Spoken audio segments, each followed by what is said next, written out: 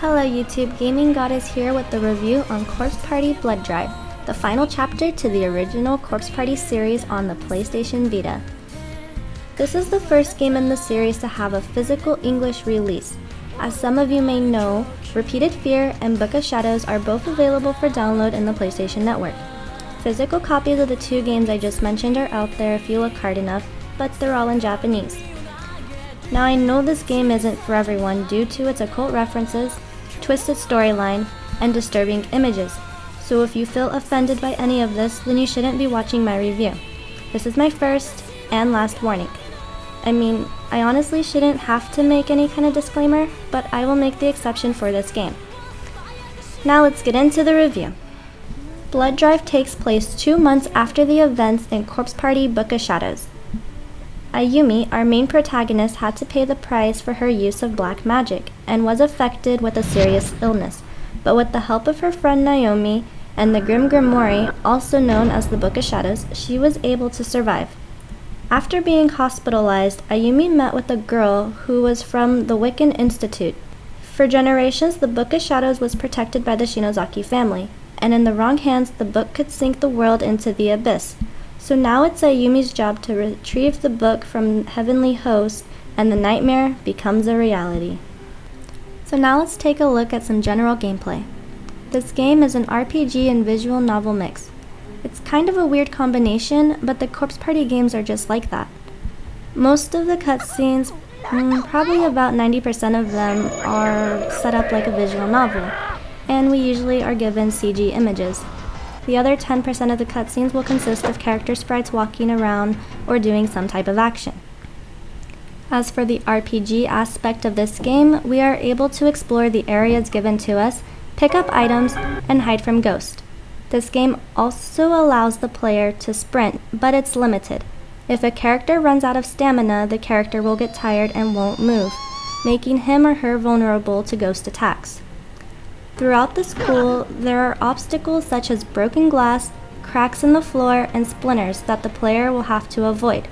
If the character takes too much damage, you can always heal with a bandage or at a save point.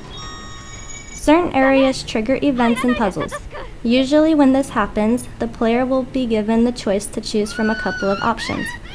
If the wrong choice is made, then this can result in a wrong end. It's not much of an upgrade from the first Corpse Party game, but I do feel like it gives the game more of a survival horror RPG feel to it. One thing that this game has that previous Corpse Party games didn't is a legitimate boss battle. Now it's not like your normal RPG style fight either.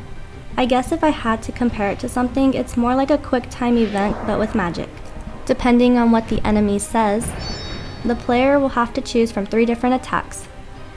Picking the wrong choice will of course lead to a wrong end, or if you don't respond fast enough, then you can easily get Ayumi killed. Now let's take a look at the graphics, which are both phenomenal and creepy. I really like the 3D chibi models that were used in this game. They're super cute when bad stuff isn't happening to them, of course.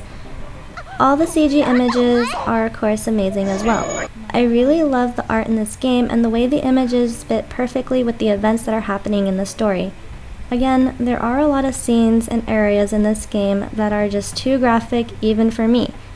Sure, I can handle corpse lying around, but when physical human body parts are coming up from the ground like in the last couple of chapters, it's a little much for me. Moving right along, we have the audio. This game isn't fully voiced, but on the bright side, everything that is voiced in Japanese.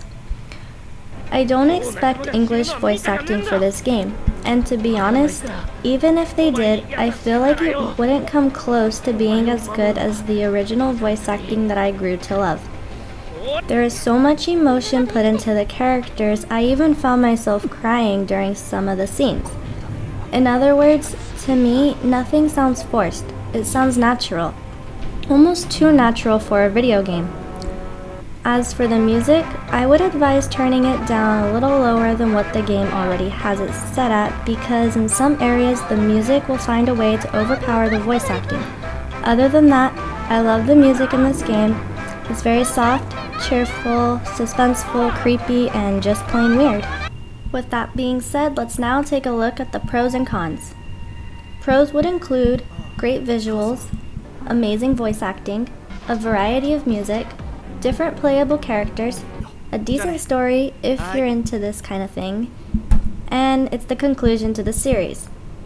As for the cons, lots of curse words, and of course the occult and demonic references and images throughout the game.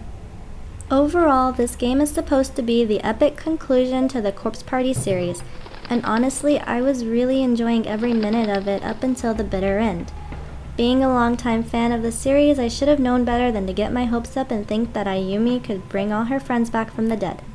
The characters who survived the horrors of Heavenly Host and Corpse Party Repeated Fear are our main characters in this game, as well as a couple of new characters. Each chapter in the game has one true ending, and sometimes multiple wrong endings as well.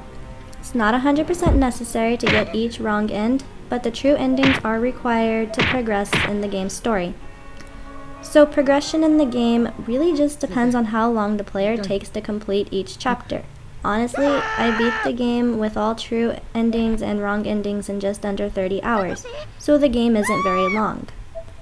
Yes, I enjoy the series for what it is, but honestly, this game isn't for everyone. There's lots of gore, lots of swearing, and lots of really bad stuff that some may not agree with.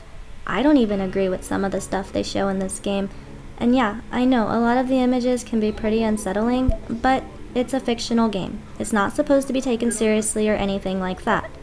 I will say again, I love the games for what they are. The art is good, as well as the music and voice acting, but the ending didn't leave me feeling satisfied at all.